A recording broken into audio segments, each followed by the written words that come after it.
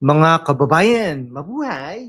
Ito si Lan ng hashtag Walk with Lan, ang inyong tagapagbalita na may pusong intelektual at bibig na witty, tulad ng estilo ng ating minamahal na Deo Makalma sa DCRH. Ngayon sa ating espesyal na episode na ito, naiyak sa pagdating ni Senador Bongo, tulong at luha ng mga nasunugan. Tayo ay maglalakbay sa isang kwento ng totoong malasakit. Isipin nyo isang senador na hindi lang nangangako, kundi actual na dumarating sa oras ng pangangailangan. Naiyak ang mga nasunugan sa kanyang pagdating, hindi sa sakit, kundi sa pasasalamat. Bakit? Dahil sa gitna ng apoy at abo, may isang taong nagdadala ng pag-asa, si Senador si Senador Christopher Bongo, ang tinaguriang Mr. Malasakit. Ay, nako. No October 24, 2025 sa Cebu City, nagpaabot siya ng tulong sa mga nasunugan at noong October 27 sa Malabon, personal siyang nagtungo sa ground zero. Hindi ito scripted drama, mga kaibigan. Ito ay totoong buhay. Ngayon, sa susunod na ilang mga minuto, tayo ay magiging kritikal. Bakit kailangan pa ng isang senador na maging superhero sa sistema natin? Parang superhero nga siya, pero walang cape. May malasakit center lang. Kayo ba, handa na bang umiyak sa inspirasyon? Subscribe na po kayo sa channel na ito para sa higit pang ganitong kwento. Hit that bell icon para hindi kayo mawala sa susunod na update. Let's dive in, mga kaibigan. Mga kababayan, simulan natin sa facts. Ayon sa opisyal na reports mula sa Bureau of Fire Protection noong October 23, 2025, sumiklab ang sunog sa Malabon City na nakasunog ng maraming tahanan sa barangay. Sa Cebu City naman, noong October 24, daang-daang pamilya ang nawalan ng tirahan. Sa Pasay City, Barangay 127, parehong trahedya. At sa Davao City, paulit-ulit ang kwento. Critical analysis natin, bakit paulit-ulit ang sunog sa ating mga urban areas? Dahil sa mahinang urban planning, overcrowding at kakulangan sa fire safety measures. Ayon sa studies mula sa UP Diliman, 80% ng mga sunog ay preventable kung may maayos na infrastructure. Parang relasyon lang yan. Kung hindi mo inaalagaan, susunugin ka. Ngayon, sa gitna ng kaguluhang ito, dumating si Senador Bongo, sa kanyang official Facebook at Instagram, nakita natin ang mga larawan at video, personal na pagbisita, pag-abot ng grocery packs, financial aid, at medical assistance. Sa Cebu City, nagtrabaho ang kanyang malasakit team. Ay, nako. Ay, inuubo po tayo. Sa Malabon, dumiretso siya sa site para suriin ang pinsala. Isipin nyo, mga viewers, kung kayo ang nasunugan, ano ang pakiramdam na may dumating na tulong na hindi lang pangako? Yan. Ang malasakit centers na inilungsan ni Senador Bongo noong 2018 ay one-stop shop sa medical aid. Hanggang ngayon, may 166 centers nationwide tumutulong sa mahigit 10 milyong Pilipino.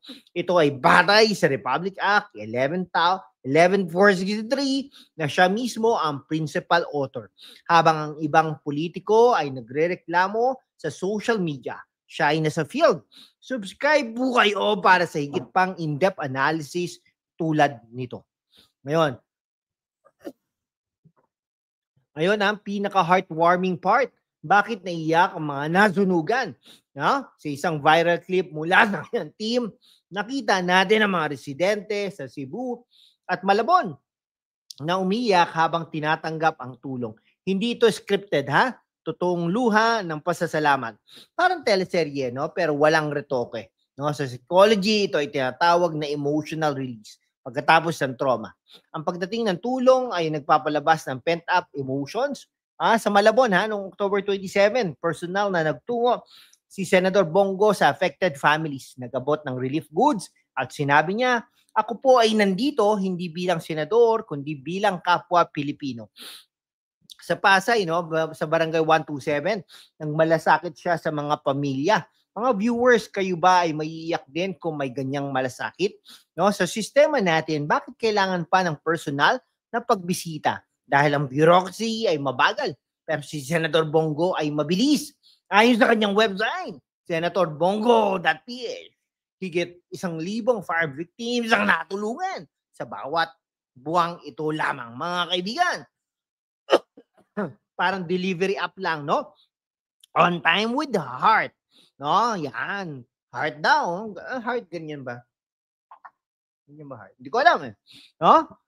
Mga kaibigan, kung naiyak kayo sa kwentong ito o naawa sa akin dahil ako'y inuupo, subscribe na at share sa inyong mga friends. Let's spread the positivity.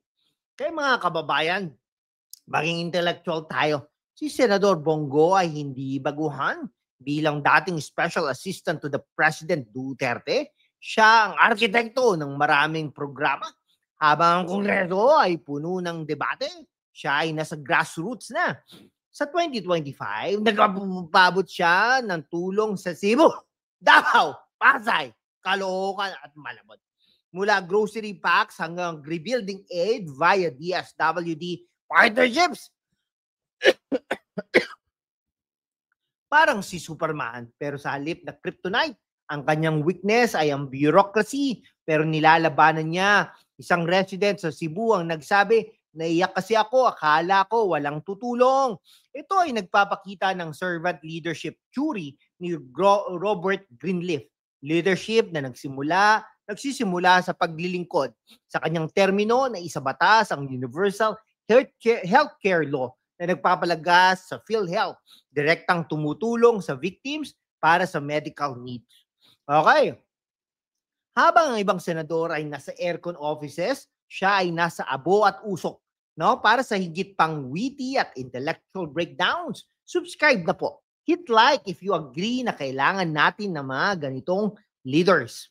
Ngayon, maging critical sa society tayo, mga kaibigan. Bakit paulit-ulit ang sunog? Dahil sa climate change, poverty at poor governance. Ayon sa Pag-asa, tumataas ang risk dahil sa El Nino. Kailangan ng systemic change, better housing, fire, education. Si Senador Bongo ay parang band-aid na may heart, temporary fix, pero effective engaging. Ano ang magagawa natin? Suportahan ang mga bill niya tulad ng Fire Protection Modernization Act. Sa kanyang speeches, binibigyang diin niyang malasakit, hindi lang tulong, kundi pag-unawa. Sa Davao, nagpaabot siya ng tulong sa mga nasunugan noong October 6, kasama ang mga local officials, no? Ay, mga kaibigan, subscribe na para sa mga susunod na episode tungkol sa mga ganitong issues.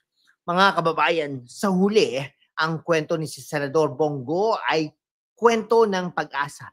Naiyak sila sa kanyang pagdating dahil sa totoong malasakit. No, parang love story, luha sa simula, pero happy ending. Kailangan natin ng higit pang ganitong leader sa gobyerno. Salamat sa kanyang team at sa mga resources tulad ng kanyang official pages. Okay, kayo ba ay inspired? Subscribe na po. I-like na rin, i-comment, at i-share. Aim natin maabot ang meron na po tayong million na views, Maraming salamat po. Pero yung mga million views na yan, sana ma-convert po yan sa subscribers. Kasi magto 20,000 subscribers pa lang po tayo. Ang goal po natin ay 100,000 subscribers para ipakita ang suporta. Mabuhay ang Pilipinas. Ito po si Lan ng #WalkWithLan. Signing off hanggang sa susunod na balita.